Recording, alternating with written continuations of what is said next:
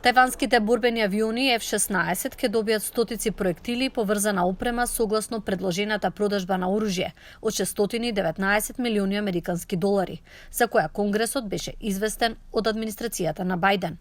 Овој потек е повреда на кинескиот суверенитет, рече портпаролката на Министерството за надворешни работи Мао Нинг.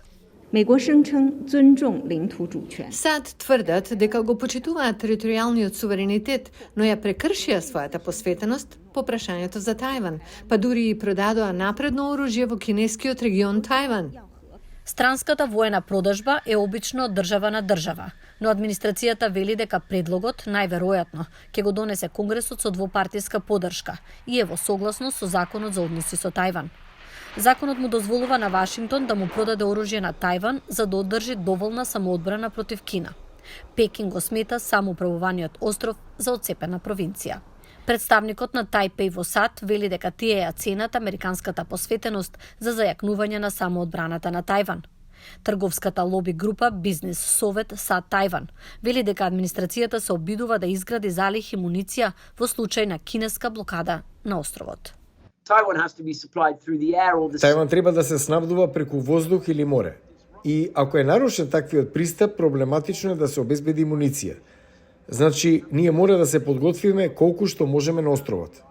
Администрацијата негира дека продажбата ќе стави дополнително оптоварување на американската одбранбена индустрија, која се бори да обезбеди муниција во Украина.